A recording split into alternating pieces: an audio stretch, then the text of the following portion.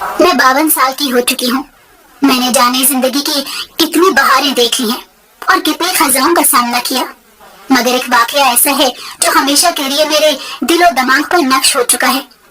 आज भी सोचती हूँ तो मेरे रोंगटे खड़े हो जाते हैं। ऐसा लगता है जैसे वो आज भी यहीं इस घर में मेरे आसपास रहती है, मुझे देखती और मुस्कुराती है, क्योंकि उसकी पुरस्कार मुस्कुराहट में कभी भूल ही नहीं पाई। कभी कभी दिल चाहता है कि मैं सब कुछ भूल जाऊं और सुकून से पहले जैसी जिंदगी गुजारूं जब वो मुझे मिली नहीं थी, मगर पता नहीं कब ऐसा होगा।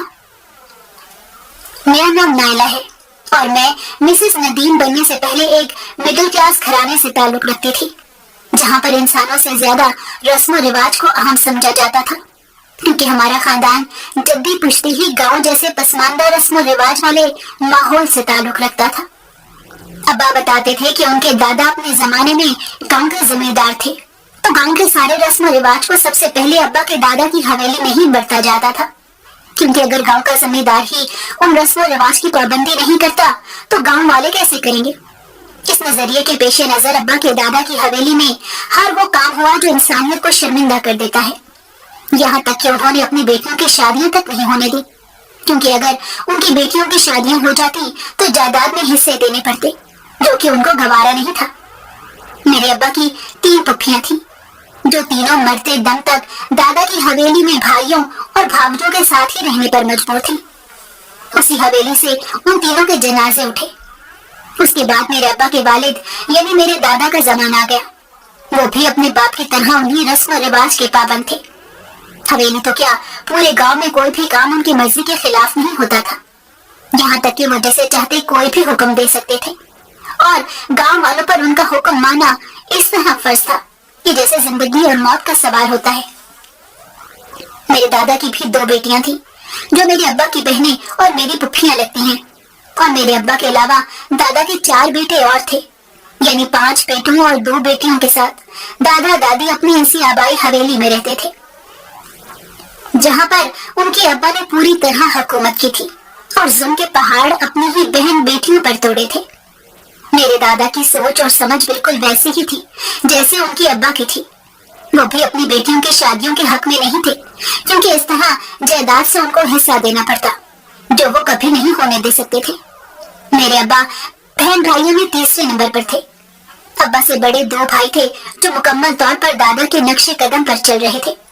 उन दोनों की शादियां भी दादा ने अपनी पसंद से की थी, जबकि उन दोनों की बीवियों का ताल्लुक भी ऐसे ही जमींदार घराने से था, जो अपनी जायदाद का हिस्सा लेकर ही दादा की हवेली में आई थी।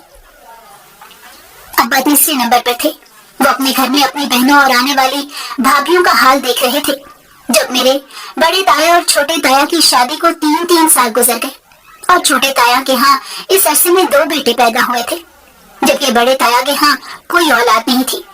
तब मेरे दादा ने जबरदस्ती अपने बड़े बेटे की दूसरी शादी करवाई और उसे भी उनकी पहली बीवी के साथ उसी हवेली में रखा था। उन्हें इस बात से कोई फर्क नहीं पड़ता था कि किसी की दिल आजारी होती है या किसी को कोई बात बुरी भी लग सकती है। वो सिर्फ और सिर्फ अपने मफाद और छोटी अना के बुत के पक्के पुजारी थे। किसी भी हाल में अपने आप को किसी के सामने झुकने नहीं दे सकते थे। उनका ख्याल था कि जहाँ बेटियां दे दी जाती हैं, वहाँ सर झुकाकर बात करनी पड़ती है, और वो हरगिज़ ये कबूल नहीं कर सकते थे कि बेटियों की वजह से उनका सर किसी और के सामने झुके और जायदाद के हिस्से हों। इसलिए उन्होंने शुरू में ही अपने घर वालों को दोनों बेटियों की तकदीर का फैसला सुना दिया था। ना तो उन दोनों को स्कूल जाने दिया गया और ना ही वो अपनी बुनियादी जरूरियात के लिए हवेली से बाहर जाती थी। दुनिया जहां की हर चीज हवेली में ही उन्हें मुहैया कर दी जाती थी, लेकिन वो किसी आजाद पंछी की तरह हवेली से बाहर नहीं जा सकती थी। यहाँ तक कि हवेली के बड़े आंगन तक जाने की भी उन्हें इजाजत नहीं थी, क्योंकि वहाँ पर काम करने वाले नामहरम मर्द आया जाया करते थे। मुझे ये सोचकर ही बहुत अजीब लगता है कि मेरी पुप्पियों ने होश संभालने के बाद से लेकर दम तोड़ने तक हवेली से बाहर कदम ही नहीं रखा था। यहाँ तक कि उनके भाइयों की शादियां हुई, लेकिन दादा उन्हें कहीं पर साथ ही नहीं लेकर जाते थे। पता नहीं वो कैसे जीती होंगी। मेरी अम्मा बताती थी कि मेरी पुप्पियों को दुनियादारी का बिल्कुल पता नहीं था। उन्हें तो ये भी मालूम नहीं था कि कौन सी चीज किस भाव में बिक रही है, और ना ही वो अपने लिए किसी चीज का मुतालबा करती थी। ان کے گھر والے انہیں ضرورت زندگی کی ہر شے حویلی میں ہی پہنچا دیا کرتے تھے۔ ہر مہینے کپڑوں والا تاجر ڈھیر سارے کپڑے اٹھا کر حویلی میں آ جاتا اور وہ اپنی پسند کے کپڑے خرید لیا کرتی تھی۔ اسی طرح ان کے پاس زیوروں کے بے شمار سیٹ موجود تھے، مگر وہ ہمیشہ الماریوں میں ہی پڑے رہتے تھے، یا پھر وہ کبھی کبھی حویلی میں ہی پہن لیا کرتی تھی۔ مگر حویلی میں کنواری لڑکیوں کو ہار سنگھار کرنے کی اجازت بھی نہیں تھی، اسی لیے جب کبھی وہ اپنے دل کے کہنے پر تیار ہوتی تو اپنے کمرے تک ہی محدود ہو جاتی تھی۔ دونوں بہنیں ایک دوسرے کے دکھ کے ساتھی تھی، ہمیشہ ایک ساتھ ہی رہتی، یہاں تک کہ بھابھیوں کے جانے کے بعد بھی ان کی جوڑی نہیں ٹوٹی تھی اور نہ ہی ان کی روٹین میں کوئی فرق آیا تھا۔ میں اماں سے جب بھی اپنی پھوپھیوں کے بارے میں سنتی مجھے بہت عجیب لگتا تھا کہ آج کے زمانے میں بھی ایسے لوگ موجود ہیں جو اپنی بیٹیوں اور بہنوں کو جانوروں کی طرح باندھ کر رکھتے ہیں۔ بڑے تایا کی دوسری شادی کے بعد انہیں بھی اللہ نے دوسری بیوی سے ایک بیٹا عطا کر دیا تو دادا کی گردن میں اور بھی اکڑ آ گئی تھی، کیونکہ انہیں اس بات پر فخر تھا کہ ان کے بیٹوں کے ہاں بیٹے پیدا ہو رہے ہیں۔ پتہ نہیں کیوں انہیں بیٹیوں کے وجود سے اس قدر نفرت تھی، حالانکہ نسل آگے بڑھانے یا بیٹے پیدا کرنے کے لیے بھی عورت کا وجود ہی سب سے اہم ہوتا ہے۔ پھر جب میرے ابا کی باری آئی تو دادا نے ان کی شادی بھی اپنی مرضی اور پسند سے کروا دی۔ میری اماں بھی میری تائیوں کی طرح زمیندار گھرانے سے تعلق رکھتی تھی اور اماں کو بھی ان کے نکاح پر ان کے حصے کی ساری زمین مل گئی تھی۔ ابا سے شادی کے بعد جب ابا نے اماں کو اپنے خیالات اور سوچ کے بارے میں آگاہ کرنا شروع کیا تو اماں بھی ان کی ہم خیال نکلی، وہ بھی اسی طرح کی پابندیوں اور بندشوں کے خلاف تھی۔ بھلا یہ کیسی رسم و رواج تھے کہ لوگ اپنے جیسے انسانوں کو انسان ہی نہیں سمجھتے تھے۔ اماں نے اپنے سسرال میں رہتے ہوئے ہمیشہ اپنی دونوں نندوں کو سپورٹ کرنے کی کوشش کی، کیونکہ میری دونوں پھوپھیاں ابا سے چھوٹی تھیں اور ان کے بعد 2 چچا تھے، تو قاعدے سے ابا کے بعد دونوں پھوپھیوں کی شادی کی باری تھی۔ ابا نے اپنی بہنوں سے اس بارے میں پوچھا تو انہوں نے سر جھکا لیا، کیونکہ کبھی کسی نے زندگی کے کسی معاملے میں بھی ان کی رائے کو اہمیت نہیں دی تھی، یہاں تک کہ ان کے بارے میں کیے گئے فیصلوں سے بھی انہیں صرف آگاہ کیا جاتا تھا۔ ان کی مرضی جاننا یا پوچھنا تو گناہ سمجھا جاتا تھا، لیکن جب ابا نے ان سے شادی کے بارے میں پوچھا تو وہ دونوں خاموش ہو گئیں۔ ابا بس سمجھ گئے کہ وہ بھی زندگی کو جینا چاہتی ہیں، جس طرح باقی ذمہ دار گھرانوں کی بیٹیاں بیاہ کر دادا کی بہویں بن کر اس حویلی میں آ رہی تھی، ویسے ہی دادا کی بیٹیاں بھی تو کسی کی عزت بن سکتی تھی، اور ان کے حصے کی زمین دینے سے بھلا دادا کی جائیداد میں کیا فرق پڑ جاتا۔ لیکن دادا کو یہ بات کون سمجھا سکتا تھا، مگر ابا نے یہ ہمت کی۔ سب سے پہلے انہوں نے دادی سے بات کرنے کی کوشش کی تو دادی نے 2 آنسو بہا کر اپنے بیٹے کو چپ کروا دیا کہ وہ مجبور ہیں۔ پھر ابا نے میرے دادا سے بات کی تو دادا اس بات پر بھڑک اٹھے، انہیں یہی سمجھ نہیں آ رہا تھا کہ ان کے بیٹے کی ہمت کیسے ہوئی ان کے کسی فیصلے کے بارے میں بولنے کی۔ دادا نے پہلے تو ابا کو اپنا غصہ دباتے ہوئے تھوڑا سمجھانے کی کوشش کی۔ ابا بھی اس وقت چپ ہو گئے، کیونکہ وہ سوچ رہے تھے کہ آہستہ آہستہ ابا کے بار بار منانے پر دادا شاید مان جائیں گے، مگر ایسا نہیں ہوا، کیونکہ جب دوسری مرتبہ ابا نے دادا سے بات کی تو دادا کو بہت غصہ آ گیا۔ یہ ان دنوں کی بات ہے جب دادا میرے چچا کے لیے لڑکی دیکھ رہے تھے، تو ابا نے باتوں باتوں میں ان سے کہہ دیا کہ پہلے تو ہماری دونوں بہنوں کی شادیاں ہونی چاہیے، اس کے بعد 2 نئی ہم بہو حویلی میں آنی چاہیے۔ ابا نے سب کے سامنے یہ بات اس لیے کی تھی تاکہ باقی سب بھی ان کا ساتھ دے سکیں، لیکن کسی نے بھی ان کا ساتھ نہیں دیا۔ میرے دونوں چچا اور دونوں تایا بالکل خاموش رہے اور دادا کا غصہ سارا کا سارا ابا پر نکل گیا۔ ابا کی اپنی بہنوں کے لیے اس جرات اور ہمت کی سزا بھی ابا کو دی گئی۔ میرے دادا کو ابا پر جو غصہ تھا وہ ختم ہی نہیں ہوتا تھا، کیونکہ ابا بھی وقتاً فوقتاً اپنی بہنوں کے حق کے لیے بولتے رہتے تھے۔ پھر ایک دن آیا جب ابا نے دادا سے یہ بات کہہ دی کہ وہ اپنی بہنوں کی ذمہ داری خود اٹھا سکتے ہیں، اسی لیے دونوں بہنوں کی ذمہ داری ان کو دے دی جائے۔ دادا کو یہ بات بالکل بھی برداشت نہیں ہوئی، انہوں نے ابا سے بات چیت کرنا ہی بند کر دی۔ اس وقت تو میرے ابا بھی باقی بھائیوں کی طرح دادا کی زمین جائیداد سنبھال رہے تھے، لیکن ساتھ ساتھ وہ کوئی اور کام بھی کرنا چاہتے تھے، کیونکہ انہیں محسوس ہو رہا تھا کہ حویلی میں ان کا گزارا نہیں ہو سکتا۔ اور پھر اب ان کی بدقسمتی کا وقت اس دن شروع ہوا جب شادی کے 1 سال بعد میں پیدا ہوئی۔ پھر تو جیسے دادا کو بہانہ ہی مل گیا، کیونکہ ان کے پہلے بڑے بیٹوں کے ہاں اب تک بیٹے ہی پیدا ہوئے تھے۔ अब्बा के यहाँ बेटी की पैदाइश ने दादा को हिला कर रख दिया, मगर वो खुद भी 2 बेटियों के बाप थे, इसी वजह से खामोश रहे। लेकिन उनकी खामोशी कुछ अरसा टिक सकी, क्योंकि मेरे पैदा होने के तकरीबन 1.5 साल बाद अब्बा के यहाँ दूसरी बेटी पैदा हुई। तो फिर तो दादा ने बिल्कुल ही मायूस होकर अब्बा की दूसरी शादी करवाने की जिद पकड़ ली। उनका कहना था कि मेरी अम्मा बेटियां पैदा करती हैं, इस वजह से अब्बा की दूसरी शादी होनी चाहिए, ताकि अब्बा के यहाँ भी बेटा पैदा हो जो उनके नाम और नस्ल को आगे बढ़ा सके। लेकिन मेरे अब्बा इस बात के सख्त खिलाफ थे। अव्वल तो हम दोनों बहनों के साथ बेहद प्यार करते थे, दूसरा वो अम्मा पर कभी भी ये जुल्म नहीं कर सकते थे, और फिर उन्हें इस बात से फर्क नहीं पड़ता था कि उनके यहाँ बेटा है या नहीं। लेकिन वो इस बात से जरूर डरते थे कि उनकी दोनों बेटियों का हाल भी वही होगा जो उनकी पुप्पियों के साथ हुआ था और बहनों के साथ हो रहा है। इस वजह से हम दोनों बहनों की पैदाइश के बाद अब्बा ने दादा के सामने ज्यादा से ज्यादा बेटियों और बहनों के हक में आवाज उठानी शुरू कर दी।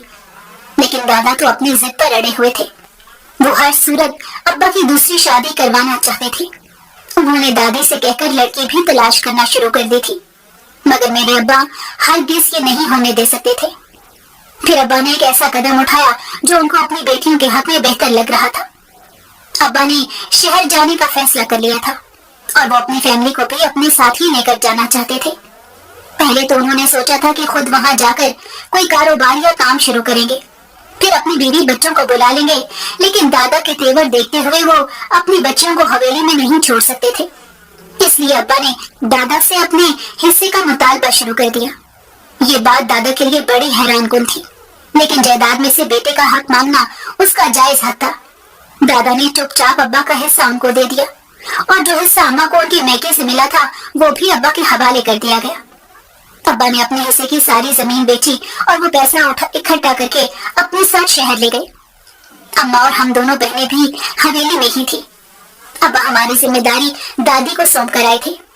अब्बा ने शहर जाकर अपने कुछ जाने वालों के जरिए एक घर खरीदा और फिर मार्केट में कुछ कारोबार का बंदोबस्त करना शुरू कर दिया, क्योंकि अब्बा के हाथ में कोई हुनर नहीं था और ना ही वो तालीम याफ्ता थे। इसलिए उनका ख्याल था कि उन्हें कोई कारोबार ही करना चाहिए, मगर तजर्बा बिल्कुल भी नहीं था।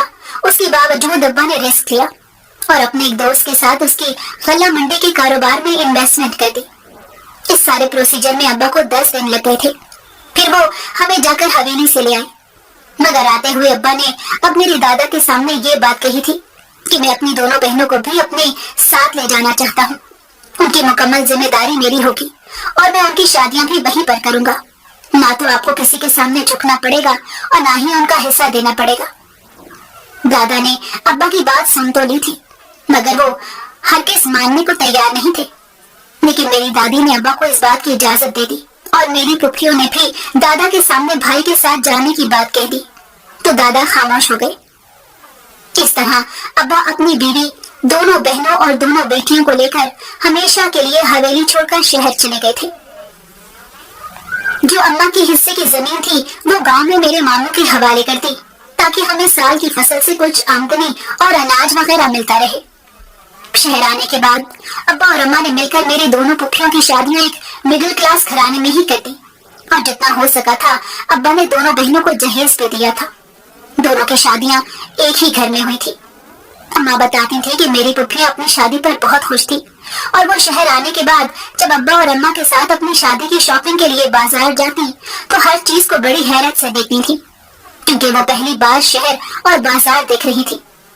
अब्बा बहुत खुश थे कि उन्होंने अपनी बहनों के लिए कुछ तो किया और उनकी जिंदगी बर्बाद होने से बचा ली थी।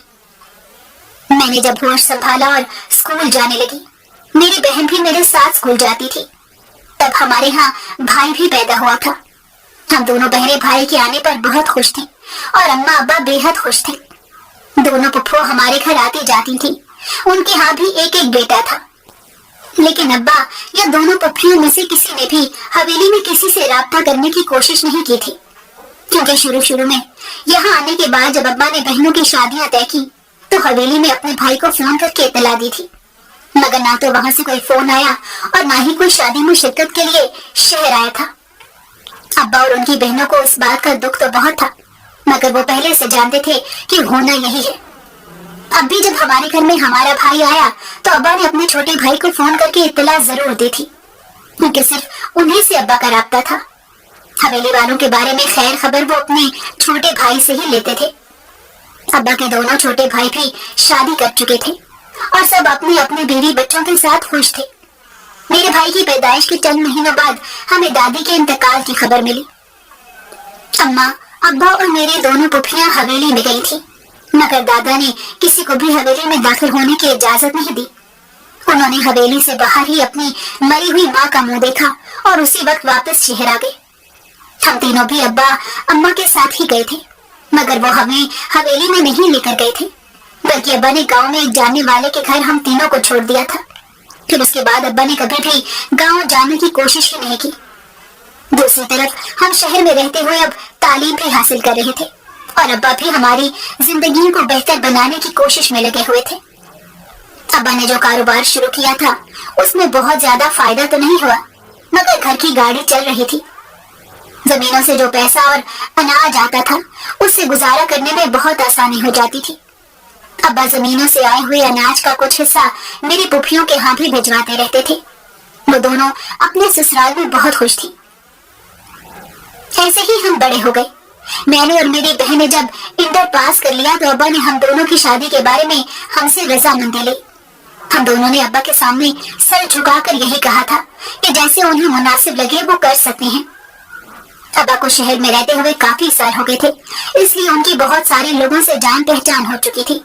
खास तौर पर मंडी में उनका अच्छा खासा नाम बन गया था।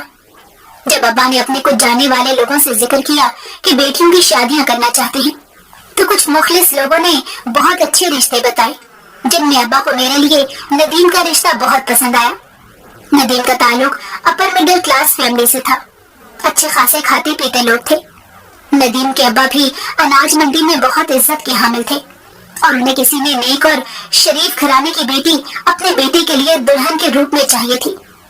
जिस जानने वाले ने अब्बा को इस रिश्ते का बताया था उसने ही बातचीत आगे बढ़ाई और मेरा रिश्ता नदीम के साथ तय हो गया।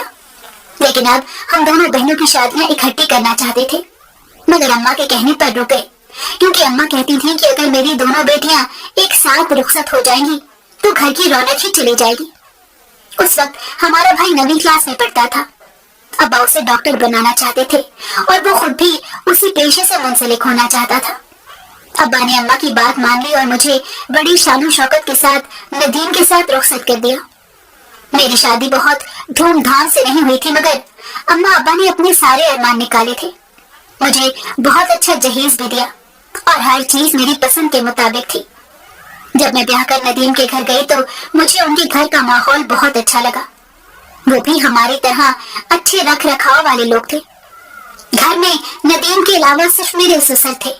सास का इंतकाल हो चुका था और मेरी दोनों नंदें शादीशुदा थी, लेकिन शादी के मौके पर कुछ दिन के लिए वो अपने मैके आई हुई थी। शादी का एक हफ्ता खुशी खुशी कैसे गुजरा पता ही नहीं चला। वो लोग बहुत कदर और मोहब्बत करने वाले थे। मेरी नंदों ने मुझे पलकों पर बिठा के रखा। पूरा हफ्ता किसी काम को हाथ नहीं लगाने दिया। मेरी बड़ी में बहुत खूबसूरत जोड़े थे जो वो मुझे रोज बदलने का कहती और रोज तैयार करके बिठा दिया करती थी। शाम को ऑफिस से आने के बाद नदीम मुझे अम्मा अब्बा के यहाँ ले जाते थे। मेरी दोनों पुफियों ने भी मेरी शादी के बाद मुझे और नदीम को खाने पर बुलाया था। मैं बहुत खुश थी। सब कुछ बहुत अच्छा जा रहा था। फिर मेरी नंदी अपने अपने घर चली गई। वो दोनों ही दूसरे शहर में रहती थी, इसलिए उनका आना जाना काफी कम था। मेरे ससुर अनाज मंडी में आहट का काम करते थे, मगर नदीम का रुझान जॉब की तरफ था। उन्होंने MBA कर रखा था और एक अच्छी कंपनी में जॉब करते थे। मेरी शादी के कुछ अर्से बाद ससुर को हार्ट अटैक हुआ तो उन्होंने मंडी जाना छोड़ दिया, लेकिन वहाँ हमारी अपनी दुकान थी। फिर मेरे ससुर ने मेरे अब्बा से दरख्वास्त करके उस दुकान का सारा काम अब्बा के हवाले कर दिया, क्योंकि वो किसी और पर भरोसा नहीं कर सकते थे। पहले तो अब्बा ने बहुत इनकार किया, मगर मेरे और नदीम के इसरार पर वो मान गए। फिर हर हफ्ते अब्बा खरीदो फरोख्त का सारा हिसाब किताब मेरे घर आकर ससुर के सामने कर दिया करते थे। मेरे ससुर और नदीम पूरी तरह मुतमईन थे। मैं भी खुश थी कि वो लोग मेरे अब्बा पर इतना एतबार करते हैं। मगर ये सिलसिला सिर्फ 6 महीने चला, क्योंकि 6 महीने बाद जब मेरे ससुर को दोबारा हार्ट अटैक हुआ तो वो दुनिया से रुखसत हो गए। उसके बाद कारोबार के सारे मामलात अब्बा देखने लग गए। अब वो हफ्ते की बजाय महीने बाद घर आकर मुझे सारा हिसाब किताब देते थे। नदीम ने घर के काम काज में मेरी मदद के लिए एक मुलाजमा भी रखी हुई थी, लेकिन वो अधीर उम्र की औरत थी। किचन का थोड़ा बहुत काम और घर की सफाई वगैरह वही किया करती थी, लेकिन मैं मुकम्मल तौर पर उसके काम से मुतमईन नहीं थी। सारा काम मुझे उसके सिर पर खड़े होकर करवाना पड़ता था। पहले तो मैं ऐसा करती रही, मगर जब मैं उम्मीद से हुई तो मुझे डॉक्टर ने मुकम्मल तौर पर बेड रेस्ट का कह दिया, क्योंकि मैं कुछ कमजोर थी और मुझे खून की भी कमी थी। ऐसे में उस मुलाजमा के साथ मेरा गुजारा नहीं हो रहा था। दूसरी तरफ मेरी बहन की शादी की तैयारियां चल रही थी, वरना अम्मा उसे मेरे पास कुछ दिन रहने के लिए भेज देती। मगर ये कुछ दिन का तो मामला था नहीं। मुझे कम से कम 1-1.5 साल के लिए कोई और काम वाली चाहिए थी, जो मेरे मिजाज के मुताबिक बिल्कुल एक्टिव रहते हुए मेरे काम कर सके। फिर नदीम ने मुझे मशवरा दिया कि जो मुलाजमा काम के लिए आती है उसे ऐसे ही आने दो, लेकिन अपने लिए कोई जवान लड़की काम पर रख लो जो तुम्हारा ख्याल भी रखे और तुम्हारे जाती काम भी कर दिया करे। मुझे ये मशवरा अच्छा लगा, क्योंकि वाकई मुझसे तो ठीक से उठा बैठा भी नहीं जाता था। थोड़ा सा उठती थी तो मुझे चक्कर आ जाते थे। दूसरा, मेरे पैरों और टांगों में बहुत तकलीफ रहने लगी थी। नदीम तो सुबह के गए शाम को घर लौटा करते थे। कभी कभी तो उन्हें वापस आते आते रात का अंधेरा छा जाता था। हालांकि वो ऑफिस से आकर मेरे साथ खाना खाते और फिर मेरे पैरों की मालिश भी कर दिया करते थे, मगर मुझे खुद बहुत एहसास होता था, क्योंकि वो सारा दिन के बहुत थके हुए होते थे। इसलिए मैंने अपने आस पड़ोस वाली औरतों से बात की जिनका मेरे घर आना जाना था। एक पड़ोसन के मुलाजमा ने अपने किसी जानने वाले को मेरे यहाँ रखने के लिए कहा, तो मैंने उसे मिलने के लिए बुला लिया। पड़ोसन की मुलाजमा उस लड़की को मेरे घर लेकर आई थी, लेकिन मुझे कुछ अजीब सा लगा जब वो लड़की नकाब में ही बैठी रही। उसने स्याह रंग की चादर ओढ़ रखी थी और वो चादर काफी बड़ी थी, मगर नकाब को बहुत टाइट करके बांधा हुआ था। मैंने उसके बारे में कुछ मालूमात ली तो पता चला कि उसका ताल्लुक एक गरीब घर से है, लेकिन उसकी माँ सौतेली है जो उसे बंगले और कोठियों में काम करने के लिए भेज देती है। मगर वो इस तरह किसी बहुत अमीर घर में काम के लिए नहीं जाना चाहती, क्योंकि उसके अपने कुछ खदशात थे। मुझे वो लड़की थोड़ी बहुत पढ़ी लिखी भी लग रही थी, क्योंकि वो बात बहुत अच्छे तरीके से कर रही थी। लेकिन जब मैंने उसे नकाब के बारे में पूछा तो मेरी पड़ोसन की मुलाजमा ने कहा कि वो अपना ड्यूटी के दौरान भी नकाब करके ही रखेगी। मुझे ये बात भी थोड़ी अजीब लगी, मगर मैंने सोचा कि अगर कोई इस तरह कंफर्टेबल है तो इसमें क्या हर्ज है, और वो लड़की जरूरतमंद भी लग रही थी, इसीलिए मैंने उसे काम पर रख लिया। वो मुझे अगले दिन काम पर आने का कहकर चली गई। रात को मैंने उसके बारे में नदीम को बताया तो वो भी हंसने लग गई और कहने लगी कि वो कैसी लड़की है जो एक दूसरी लड़की से भी पर्दा कर रही है। मैं भी नदीम की बात सुनकर हंसने लग गई, मगर हमने इस बात को ज्यादा संजीदा नहीं लिया था। मेरी नकाबपोश मुलाजमा का नाम रानी था। वो दूसरे दिन बिल्कुल वक्त पर मेरे घर आ गई थी। दूसरी मुलाजमा साफ सफाई का काम कर रही थी। रानी को मैंने बाकी सारी जिम्मेदारियों के बारे में समझा दिया कि उसने किस तरह दूसरी मुलाजमा से काम लेना है और कौन सी चीज किस वक्त पर तैयार करनी है। वो बहुत अच्छी थी। बड़ी जल्दी उसने मेरी बातों को समझ लिया और 2 दिन में ही सारे काम संभाल लिए। मैं तो उसकी फुर्तियां देखकर हैरान होती थी, क्योंकि मैं उसे कोई भी काम बोलती तो वो मिनटों में करके आ जाती थी। पहले तो मुझे ऐसा लगा कि जैसे काम अच्छा नहीं करती होगी, लेकिन जिस दिन उसने पूरे घर की साफ सफाई और सेटिंग की थी, मैंने एक चक्कर सारे घर का लगाया तो मैं हैरान रह गई थी। उसने बड़ी नफासत और सलीके के साथ हर चीज को सेट कर दिया था। किचन भी बहुत साफ सुथरा रखती थी। मैं उसे लिए अपने जूस बनाने का कहती तो वो मिनटों में बना कर ले आती थी। ज्यादा बोलती नहीं थी, अपने काम से काम रखती और मेरे हर हुक्म पर भागने फिरने को फौरन तैयार रहती थी। मुझे उसकी ये बात बहुत अच्छी लगी कि वो आम मुलाजमाओं की तरह जातियात में दखल देने की कोशिश नहीं करती। क्योंकि एक मर्तबा जब वो काम से फारिग होकर लाउंज में बैठी थी तो मैंने उसे टीवी में प्रोग्राम देखने का कहा, तब उसने मना कर दिया था और वो कभी भी मेरी इजाजत के बगैर मेरे कमरे में नहीं आती थी। वरना मेरी पुरानी मुलाजमा तो जब दिल करता मुंह उठा के मेरे कमरे में आ जाया करती थी। दूसरा, मैंने ये भी नोट किया था कि अगर काम के दौरान रानी को कोई लिखने पढ़ने वाली चीज मिल जाती तो वो फारिग वक्त में उसे बैठकर पढ़ती भी थी। उसके इस शौक को देखते हुए मैंने उसे 2-3 अच्छी किताबें पढ़ने के लिए दी, क्योंकि उसने बताया था कि वो मैट्रिक पास है। लेकिन उसकी सौतेली माँ ने उसे पढ़ने नहीं दिया, बल्कि उसकी शादी एक बड़ी उम्र के आदमी से करवाना चाहती थी। मगर वो घरों में काम करने पर राजी हो गई, ताकि 4 पैसे कमाकर अपनी सौतेली माँ के हाथ पर रखेगी तो वो उसकी शादी की बात नहीं करेगी। और ऐसा हो भी रहा था। मगर रानी ने यह बताया था कि उसकी सौतेली माँ ने उसे बहुत परेशान कर दिया है। मुझे तो ये सुनकर बड़ी हैरत हुई थी कि उसकी माँ इतनी छोटी सी उम्र की लड़की की शादी कैसे किसी बुड्ढे से करवाना चाहती थी, और वो भी पैसों की खातिर। तो मुझे अपने अब्बा की पुफियां और अपनी पुफियां याद आ गई, जो पैसे की ज्यादती की वजह से शादी की मुंतजर थी। और यहाँ मामला उलट था। यहाँ रानी की सौतेली माँ पैसे की खातिर उसकी शादी करवाना चाहती थी। मुझे समझ नहीं आता था कि दुनिया इतनी संगदिल क्यों है, क्यों रिश्तों को पैसे के तराजू में तोड़कर इंसानों को बेमोल कर दिया जाता है। मुझे रानी का बहुत एहसास होने लगा। मैं कोशिश करने लगी कि ज्यादा से ज्यादा उसकी मदद कर सकूं और उसके लिए कोई ऐसे रास्ते बनाऊं कि वो किसी ऐसी खाई में गिरने से बच जाए जहां उसकी जिंदगी बर्बाद हो सकती है। कभी कभी तो मेरा दिल करता था कि वो उसका चेहरा भी देखूं, मगर मैंने उसे कभी कहा नहीं था, क्योंकि मैं नहीं चाहती थी कि वो यहाँ पर भी इनसिक्योर महसूस करे। फिर ऐसे ही 1 महीना गुजर गया। अब रानी काम से फारिग होकर कमरे में मेरे पास आ जाया करती थी। वो मेरे हाथों और पैरों की मालिश भी करने लग गई थी। मुझे बहुत सुकून मिलता था। वो इतनी अच्छी मालिश करती थी कि मेरा दिल चाहता था वो ऐसे ही मेरा मसाज करती रहे और मैं सुकून से लेटी रहूं। फिर एक दिन ऐसे हुआ कि मेरे सर में बहुत दर्द था।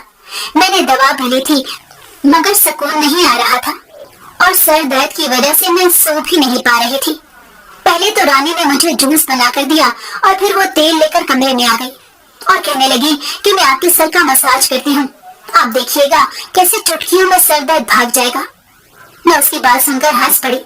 फिर मैं उठकर बैठ गई और उसने मेरे सर पर तेल लगाना शुरू कर दिया। उसके हाथों में वाकई कोई जादू था, क्योंकि अभी मसाज करते हुए चंद मिनट गुजरे थे कि मेरे सर दर्द को सुकून मिलने लगा, और फिर सर दर्द ऐसे खत्म हो गया जैसे था ही नहीं।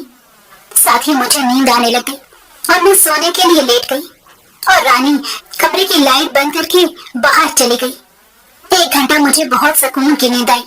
जब मैं उठी तो रानी जा चुकी थी। बाहर का लॉक ऑटोमेटिक था, इसीलिए वो खुद ही ख्याल से दरवाजा बंद वगैरह करके चली जाया करती थी, मगर उसने कभी भी मुझे अपनी वजह से बेसुकून और बेआराम नहीं किया था। अब मैं अक्सर उससे अपने सर का मसाज करवा लेती थी। उस दिन भी मैं मसाज करवाने के बाद सोने के लिए लेट गई। फौरन ही मेरी आंख लग गई थी, मगर जब कुछ देर बाद मेरी आंख खुली तो मैं हैरान हुई, क्योंकि मेरे कमरे की लाइट अभी तक जल रही थी। मैंने सोचा कि रानी आज लाइट जलती हुई कैसे छोड़कर चली गई।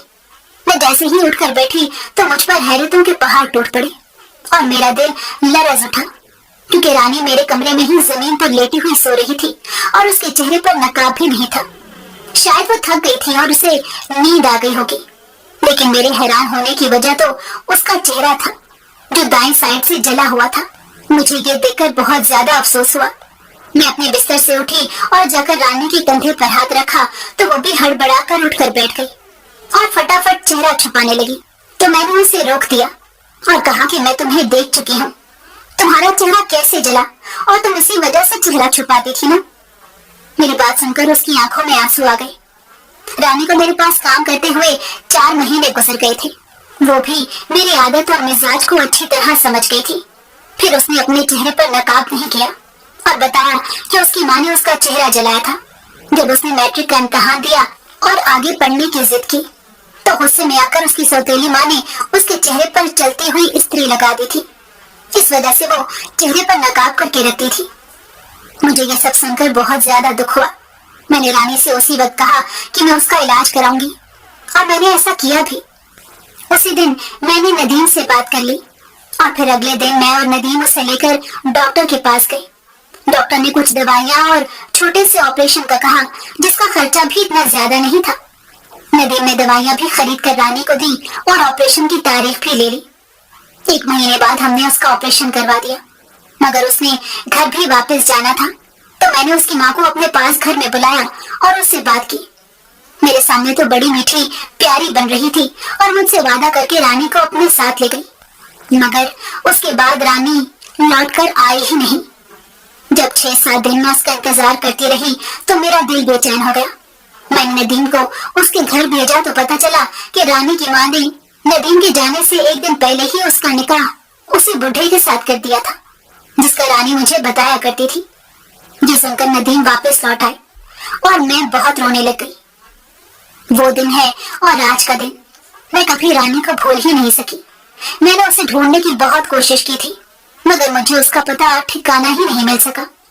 मैं आज भी उसकी मुंतजिर हूँ। काश वो मेरे पास आ जाए तो मैं उसे अपने घर में रख लूंगी। काश मैं उसे उस दिन जाने ही नहीं देती। अब तो मेरे बच्चों की भी शादियां हो चुकी हैं। घर में पोते पोतियां खेलते हैं, मगर मुझे रानी की बहुत याद आती है। मैं दुआ करती हूँ वो जहाँ भी रहे खुश रहे। काश मैं उसके लिए कुछ और भी कर पाती। मैं आप लोगों से पूछती हूँ कि क्या आपकी इर्द गिर्द भी कोई ऐसी रानी है जो अपनी सौतेली माँ या रिश्तों की सताई हुई हो? कमेंट करके अपनी राय का इजहार जरूर करें और बताएं कि आपको मेरी पुप्पियों और रानी की कहानी कैसी लगी।